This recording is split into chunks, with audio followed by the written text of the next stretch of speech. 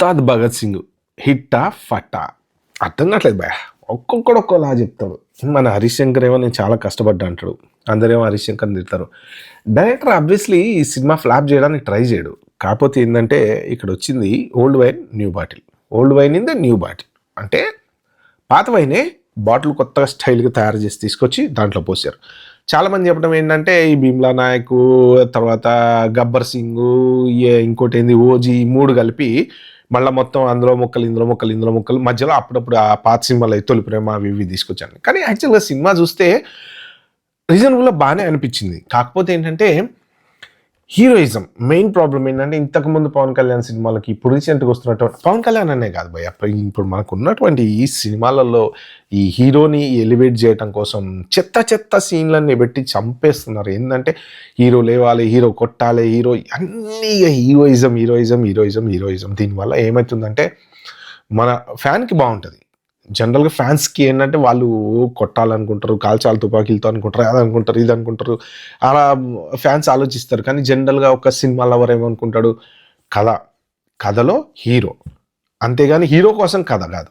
ఇప్పుడు ఎట్లా ఉన్నాయి కొన్ని సినిమాలు అంటే హీరో కోసం కథ రాస్తున్నారు, కథలో ఆయన పార్ట్ ఆఫ్ ది హీరో కాదు, ఆయన నిలబడాలి, ఆయన తన్నాలి, ఆయన కొడితే సుమోలు ఎగరాలి, ఇవన్నీ టైప్లో ఎంతసేపటికి ఎలివేషన్ ఎలివేషన్ ఎలివేషన్ ఎలివేషన్ కథ ఉండదు దాంట్లో. అందుకనే old wine in new bottle అన్నారు అనమాట. అంటే ఏంటంటే గబ్బర్ సింగ్నే మళ్ళీ కొంచెం మిక్సీలో వేసి తిప్పి తిప్పి తిప్పి తీస్తే మళ్ళీ ఇది వచ్చింది అనమాట ఉస్తాద్ భగత్ సింగ్. బట్ ఎందుకు ఇలా అయింది అంటే మెయిన్ అదే ప్రాబ్లం. ఏంటి అంటే ఒక హీరోకి ఒక మంచి పేరు వచ్చింది అనుకోండి, ఆ పేరుని ఎలివేట్ చేయడం కోసం మీరు ఒకసారి పవన్ కళ్యాణ్ సినిమాలు పాతవి తీసుకున్నాం. ఫర్ ఎగ్జాంపుల్ గోకులంలో సీత ఉంది, ఎంత బాగుంటే చక్కగా మంచి కథ, దాని మంచి story picture, super heart touching emotional scenes ఉంటాయి దాంట్లో. తొలి ప్రేమ తీసుకోండి, పోనీ వెరీ లేటెస్ట్ ఖుషి తీసుకోండి. ఖుషి ఒక కథ, అది ఆ కథలో పవన్ కళ్యాణ్ హీరో, పవన్ కళ్యాణ్ కోసం వచ్చినటువంటి కథ కాదు అది. కానీ ఆ ఖుషి పవన్ కళ్యాణ్ చేయడం వలన సినిమాకే అందం వచ్చింది. సింపుల్గా ఫైట్ ఉంటుంది స్టార్టింగ్లో ఖుషిలో, ఆ ఫైట్ అసలు ఎంత న్యాచురల్గా అనమాట. అందుకే ఖుషి సినిమా అన్ని రోజులు ఆడింది. ఇప్పటికీ మనం పాత సినిమాలు మళ్ళీ తెచ్చుకొని థియేటర్లో వేసుకుంటున్నాం, కానీ అలాంటి సినిమాలు తీయలేకపోతున్నారు. ఎందుకు అంటే ఇక ఇదే హీరో వచ్చాడంటే 10 సినిమాలు ఎగరాలి, హీరో కొట్టాలి, హీరో తల నరకాలి, హీరో నరుకుతా ఉంటే వెళ్ళిపోవాలన్నమాట. అప్పట్లో ఏంటంటే ఈ నరుకుళ్ళు, చంపుళ్ళు, కొట్టుళ్ళు ఇవన్నీ లేవు. అప్పుడు ఏంటంటే ఒక కథలో అతను ఒక పాత్ర, దానికి వాళ్ళు న్యాయం చేసేవాళ్ళు. అందుకే 10 సార్లు చూసినా 11 సార్లు చూసినా ఖుషి సినిమా ఇప్పటికీ 10 సార్లు చూసినా చూడబుద్ధి. ఎందుకంటే అది ఒక చక్కటి కథ అన్నమాట. అలాంటి మంచి మంచి మంచి మంచి స్టోరీల నుంచి ఇప్పుడు ఏమవుతుందంటే ఇలా అంత మంచి కథలు వీళ్ళకి దొరకక హీరోని ఎలివేట్ చేయాలి అని చెప్పి తీసినటువంటి కథల్లోంచి వచ్చేటువంటి బాపతే. బట్ ఓవరాల్గా చెప్పాలంటే ఉస్తాద్ భగత్ సింగ్ రీసెంట్ బాగానే అయితే ఉంది. కానీ ఇప్పుడు యాక్చువల్గా ఫస్ట్ డే కలెక్షన్లు అయితే అరౌండ్ 37 crores వచ్చినాయి అని చెప్పి అంటున్నారు. మరి పాత సినిమాలతో కంపేర్ చేస్తే కొంచెం తక్కువే, బట్ ఓవర్సీస్ కలెక్షన్స్ అవి ఇవి అన్నీ కలిపి మొత్తం కలిపి అరౌండ్ ఒక 40 to 45 ఉండొచ్చు అని అంటున్నారు. కానీ బట్ సెకండ్ డేకి వచ్చేటప్పటికి కొంచెం డౌన్ అయింది అంటున్నారు. ఎందుకు డౌన్ అయింది అంటే మళ్ళీ దురంధర్ 2 కాంపిటీషన్ వచ్చిందంట. మరి ఈ సినిమా ముందు దురంధర్ 2 జనరల్గా పవన్ కళ్యాణ్ సినిమా కదా, మరి దురంధర్ 2 ఏంటంటే కొంచెం నేషన్ వైడ్ ఆడుతున్నటువంటి సినిమా, అదొక స్టోరీ సినిమా. దీని టికెట్లు తగ్గిపోతున్నాయి, దాని టికెట్లు పెరుగుతున్నాయి అంటున్నారు.